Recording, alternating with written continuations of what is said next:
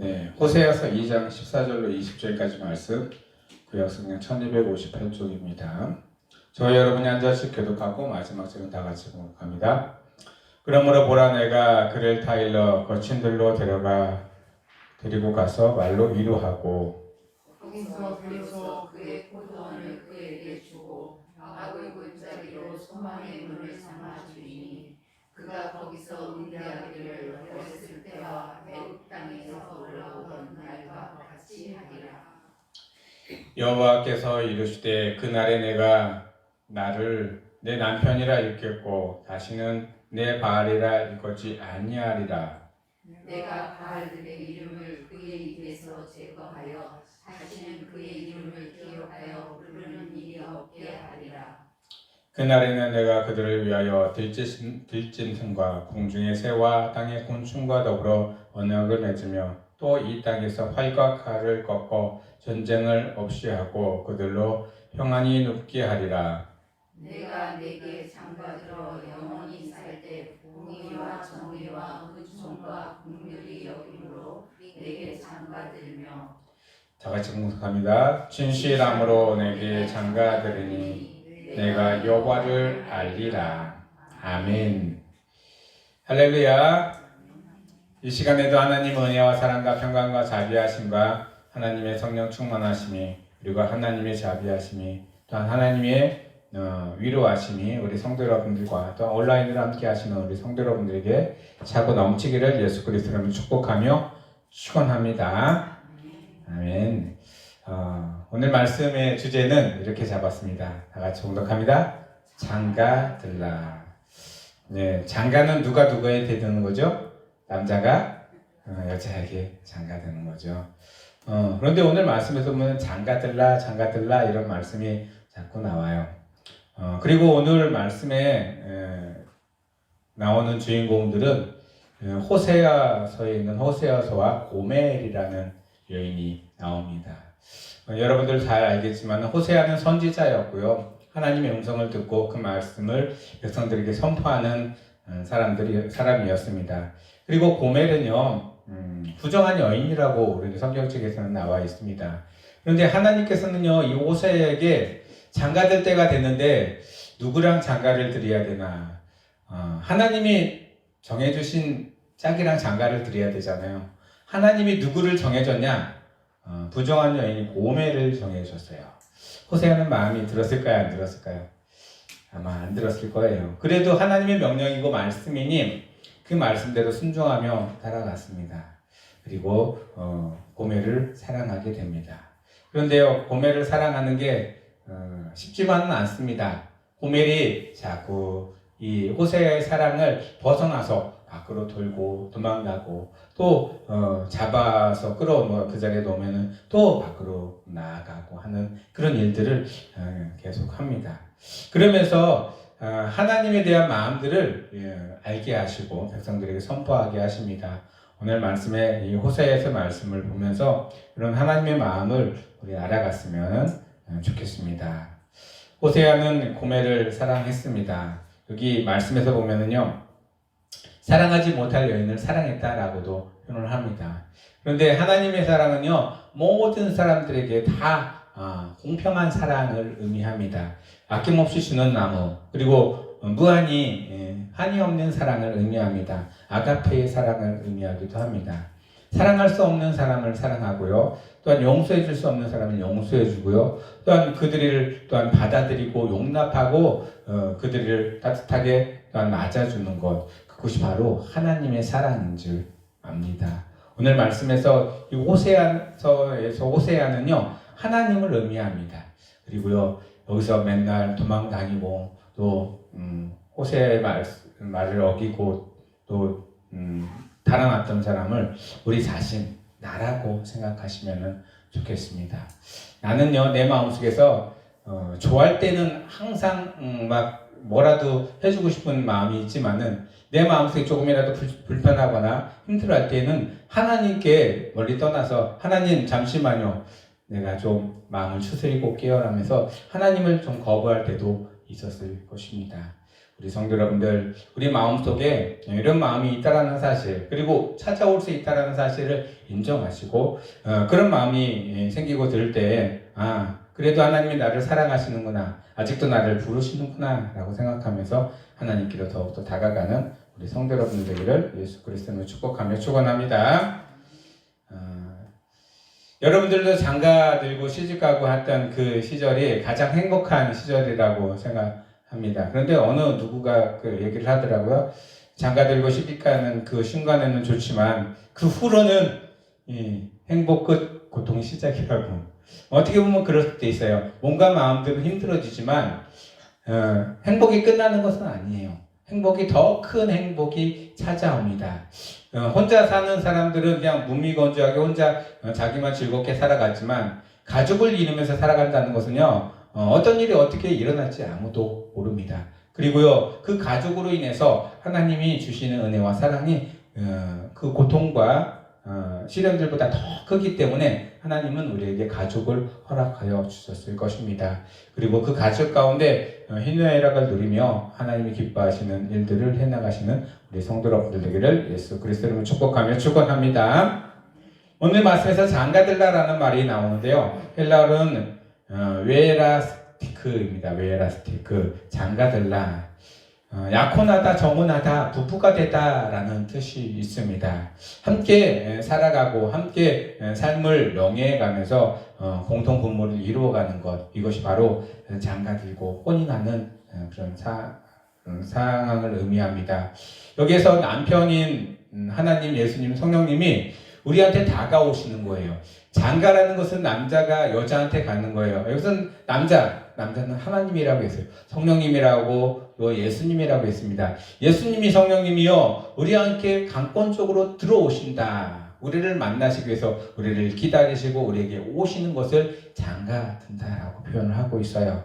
그럼 우리는 뭐 하고 있어요? 성도 같은 우리, 그리고 백성들은 우리는요, 준비해야 되는 거예요. 남편이 오기까지 우리는 준비해야 하는 과정들이 필요합니다. 남편이 오는데 장가드는데 아무것도 준비 안 하고 신랑은 맞을 수가 없기 때문입니다. 결혼식장에 가보시면은 결혼식장의 주인공은 누구라고 해요? 신부라고 하죠. 아름다운 옷을 입고 또한 아름다운 꽃을 들으며 많은 사람들에게 환호성을 받으며 축하를 받습니다. 신부가 이 결혼식의 꽃입니다. 그럼 꽃으로 만들기 위해서 단정을 하고 그렇게 만들어 가야 되는 과정들이 필요한 것입니다. 우리에게 장가들려 오시는 하나님을, 성령님을 우리는 받아들일 준비를 해 나가야 한다는 것입니다. 그러면서 우리에게 이렇게 말씀하십니다. 요한복음 17장 21절에 아버지여, 아버지께서 내 안에 내가 아버지 안에 있는 것 같이 그들도 다 하나님이 하나가 되어 우리 안에 있게 하사 세상에서 아버지께 나를 보내신 것을 믿게 하옵소서. 예수님이 고백하신 거예요. 예수님이 이 땅에 오셨습니다. 누구로? 신랑으로, 남편으로 오셨는데 받아들일 준비가 된 사람들은 예수님을 받아들여서 또한 구원의 길로 갔지만 받아들인 마음이 없거나 자세가 없었던 사람들, 준비가 되지 않았던 사람들은 예수님이 신랑이 왔는데도 신랑을 알아보지 못하고 그를 십자가에 못 박히는 우를 범하게 됩니다. 우리는요, 그런 우를 범하지 않고 하나님이 우리에게 주셨던 신부로서의 자격, 또한 아내로서의 자격들을 잘 갖춰 나가서 남편이 왔을 때 남편을 기꺼이 맞아들이고 기쁨으로 남편을 맞이하는 우리 성도 여러분들 되기를 예수 그리스도로 축복하며 축원합니다. 그럼 어느 때 신랑이 올까요? 어느 때 신랑이 왔었으면 좋겠습니까? 여러분들 입장에서는 내가 아주 곱게 단정되어 있는 그 순간에 딱 오시면 아주 좋겠지요. 그런데 어느 때 올지 아무도 몰라요. 낮에 올지 밤에 올지 새벽에 올지 아니면은 대낮에 올지 아무도 모릅니다. 그래서 우리는 늘 준비하고 있어야 된다는 것입니다. 하나님의 신령한 신부가 되기 위한 방법으로 늘 준비가 되어 있어야 됩니다. 장가들기 위해서 하나님을 만나는 과정들이 있습니다. 오늘 말씀에서 보면은 거친 들이라고 표현합니다. 광야입니다. 아무것도 없고 황량한 곳에서 하나님은 우리를 만나 주십니다. 그곳을 지나가야 한다는 것이에요. 우리의 삶 가운데서 거친들을 지나가고 있는 그런 인생들이 있습니다. 그리고 지금 현재의 삶이 거친들을 걸어가고 있는 삶일 수도 있습니다. 성경에서 보면은요, 거친 광야로 나아갔던 성경의 일문들이 있습니다. 모세는요, 광야를 40세에 나갔습니다. 비록 도망가고 쫓겨내서 광야로 나아갔지만 광야에서요 40년 동안 광야 생활을 했습니다. 하나님 왜 좀 팔팔하고 힘이 있을 때 하나님 일을 하게 하시지 왜 40년 동안 광야 생활을 돌렸을까요? 그것은요 광야 생활을 통해서 그곳에서 하나님을 만날 수 있는 기회를 발견하라는 하나님의 그런 뜻이 있기 때문에 그랬을 것입니다. 그리고 80세 되는 때 비로소 하나님을 만났습니다. 모세가 떨기나무 밑에서 하나님을 만나고 하나님의 음성을 들었을 때 모세는 이제 나는 할 수 없습니다. 힘이 없습니다. 고백해도 하나님의 그에게 능력과 힘을 주시고 광야에서 그를 만나 주시고 그를 이끌어 갑니다. 그리고 이스라엘 백성들을 애굽에서 끌어내는 그런 큰 역할을 감당해 나아갑니다. 그리고 끌고 나서 가나안 땅으로 들어가면 끝나는 건데 또 40년을 광야로 또 돌려줘요. 첫 번째 광야 40년은 모세를 만들기 위한 과정이었고요. 두 번째 광야 40년은 이스라엘을 만드는 과정이었습니다. 우리는 모든 사람들은 이 광야 생활들이 필요합니다. 하나님은 그 광야 생활을 통해서 만들어 가시고 또한 만나 주시는 곳입니다. 여러분들의 삶 가운데 지금 이 순간이 광야 시대를 지나가고 있다면 하나님 나를 이곳에서 만나 주시고 이것을 통해서 하나님을 더욱더 알기를 원합니다. 하며 기도하며 나아가시는 우리 성도 여러분들 되기를 예수 그리스도로 축복하며 축원합니다. 절대 포기하거나 낙심하거나 쓰러지지 마시고요. 난 끝까지 견디며 이기며 나아가시길 예수 그리스도로 축복하며 축원합니다. 이기는 자, 승리하는 자는 끝까지 그것을 지키는 자가 이긴다라고 하였습니다. 하나님은 하나님의 말씀과 하나님의 사랑과 하나님의 인대를 일단 부여받아서 끝까지 신앙을 지키시는 성도 여러분들 되기를 원합니다. 두 번째는요, 장가들기 위해서 하나님을 만나는 과정. 이게 꼭 필요합니다. 바알을 버려야 된다는 것입니다. 바알이라고 하는 것은 그때 당시에 이방의 신을 의미합니다. 내가 믿고 있던 모든 것들이 이방의 신이 됩니다. 눈으로 보여지는 것, 느껴지는 것이 신이 아니라 신이기도 하지만 내 스스로 이것이 바른 길이다라고 생각하는 내 신념과 내 이념도 다른 바알의 신이기도 합니다.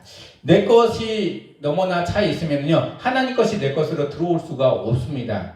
그리고 내 것을 자꾸 내려놓는 과정들이 필요합니다. 내 것이 아니라 하나님 것으로 채워 나아가시는 우리 성도 여러분들 되기를 원합니다. 하나님은요 내 중심에 있기를 원합니다. 그리고 내 중심에서 나와 함께 거하기를 원하십니다. 그 하나님이 원하시는 그 뜻대로 우리 안에 예수 그리스도 하나님 성령님을 받아들이시는 성도 여러분들 되기를 원합니다. 세 번째 과정은요 들짐승, 새, 곤충 이것들의 공격에 자유로워야 한다는 것입니다. 자유롭지 못하면 어떤 일이 일어나냐? 조금만 공격을 받으면 어이 뜨거워 반응하면서 무너지고 쓰러지고 또한 주저앉습니다. 근데 자유로우면 어떠냐? 아무리 공격해봐라 내가 움직이나 아니면 아내를 공격해봐라 내가 그 공격으로 무슨 피해를 입냐? 단단하게 무장이 되어 있다라는 것입니다. 병사가요 단단하게 무장이 되어 있으면 어떠한 전쟁을 나가서도 힘있게 전쟁을 치를 수 있어요. 근데 아무런 준비가 되지 않은 병사는요 나가자마자 100번 싸우면 100번 다 패하게 됩니다. 우리가 어디서 어떻게 이 마귀들이 공격해 올지는 아무도 모릅니다. 어디서 공격할 줄 모르니까 우리는 늘 방어를 해야 되고요. 또한 그 공격 가운데 어떠한 준비태세를 늘 갖고 있어야 한다는 것입니다. 사도행전 10장 38절에 보면 하나님이 나사렛 예수에게 성령과 능력을 기름 붓듯이 하셨으며 그가 두루 다니시며 선한 일을 행하시고 마귀에게 눌린 모든 사람을 고치셨으니 이는 하나님이 함께 하셨습니다. 마귀에게 우리는 눌릴 수가 있다는 거예요. 마귀에게 잡힐 수도 있고요. 마귀에게 눌리거나 잡히면은요 헤어나갈 수가 없습니다. 헤어나갈 수 있는 방법은 하나님의 능력으로 성령님의 능력으로 그곳에서 나올 수 있는 방법밖에 없다라는 사실입니다. 그래서 예수님이 오셔서요, 늘 마귀에게 눌린 사람들 병 고치기도 하고요, 그다음 그들을 마귀들을 다 쫓아내어 주기도 하고요, 귀신들을 쫓아내어 주기도 하였습니다. 그리고 그들을 온전케 하셔서 하나님의 귀한 삶을 살아갈 수 있도록 그들을 인도해 간 것을 보게 됩니다. 우리 성도 여러분들 삶 속에서도 마귀들이 다가오거나 귀신들이 다가와도 물리칠 수 있는 힘을 늘 구비하시는 성도 여러분들 되기를 예수 그리스도로 축복하며 축원합니다. 우리에게는 이길 수 있는 무기를 주셨습니다. 말씀의 검을 주셨고요, 또한 기도할 수 있는 힘을 주셨고요, 또 하나님께 예비할 수 있는 능력도 허락하여 주셨습니다. 하나님이 주신 능력으로 이 마귀들의 공격에서 자유로우심을 얻으시는 성도 여러분들 되기를 원합니다. 네 번째로는요, 심으심을 받다라고 표현되어 있어요. 히브리어로는 이스라엘입니다. 이스라엘이라고 표현하는데요, 심으심을 받다, 택정함을 받고 청함을 받다라고 표현되어 있습니다. 예레미야서 17장 8절에 이런 말씀이 있습니다.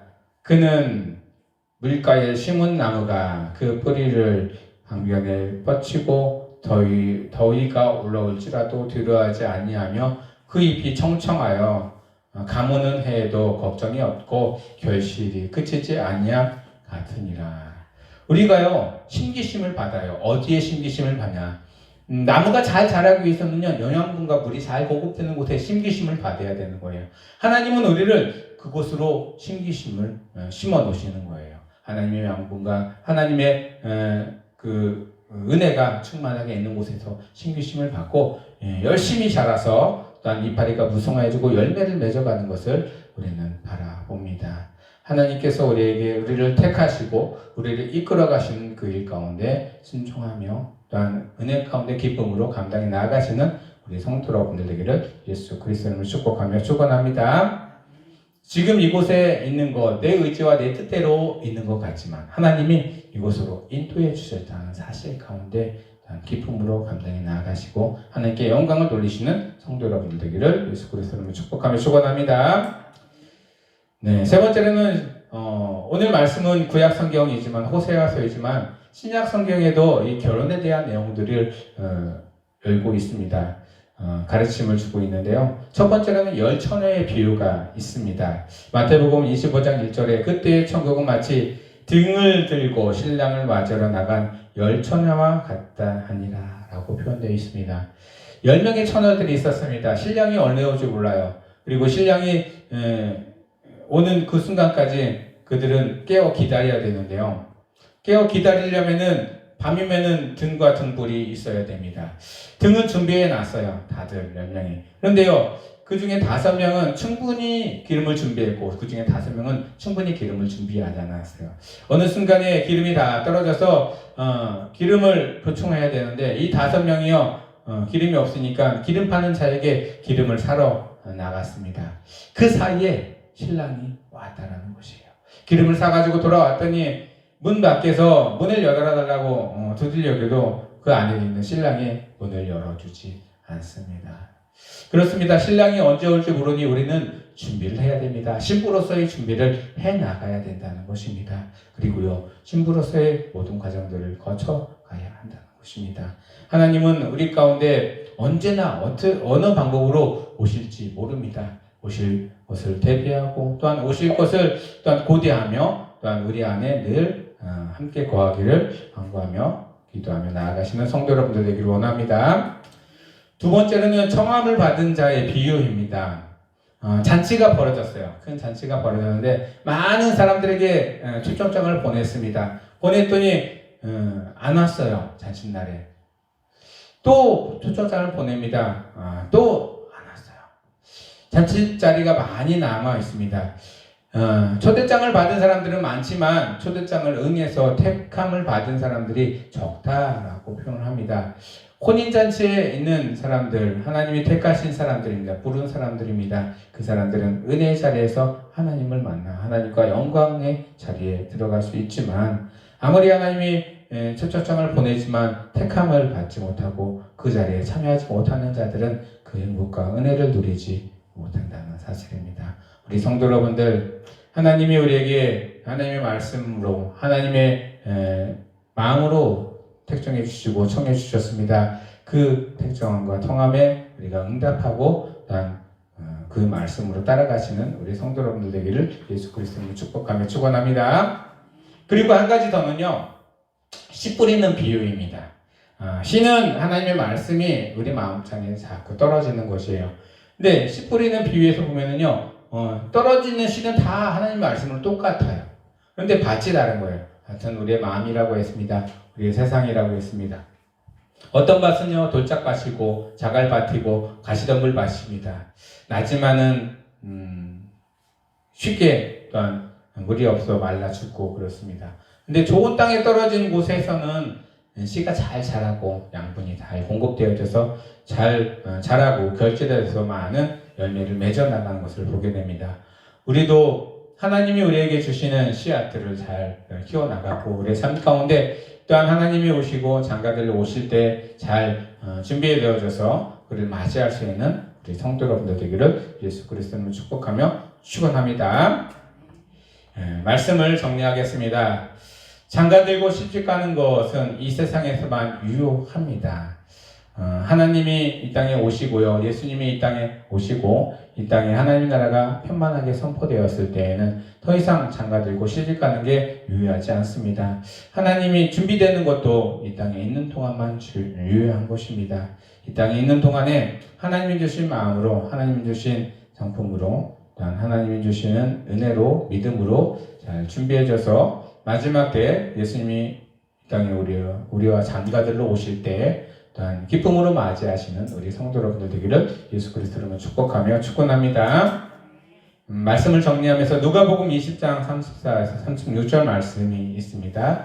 함께 봉독하면서 말씀을 마치겠습니다. 시작. 예수께서 이르시되 이 세상의 자녀들은 장가도 가고 시집도 가되 저 세상과 및 죽은 자 가운데 부활함을 얻기에 합당한 여김을 받은 자들은 장가가고 시집가는 일이 없으며 저희는 다시 죽을 수도 없나니 이는 천사와 동등이요 부활의 자녀로서 하나님의 자녀임이니라. 아멘. 예. 우리가 준비할 수 있는 기간은요, 우리가 삶을 유지하고 살아가는 지금 이 순간이라는 것입니다. 이 순간에 잘 준비해져서 또한 예수님을 만나고 하나님을 만나는 그때의 기쁨으로 우리들을 잘 감당해 나가시는 성도 여러분들 되기를 예수 그리스도로 축복하며 축원합니다. 기도하겠습니다. 하나님, 이 땅 가운데 우리 마음과 생각 가운데 하나님의 때가 하나님의 방법이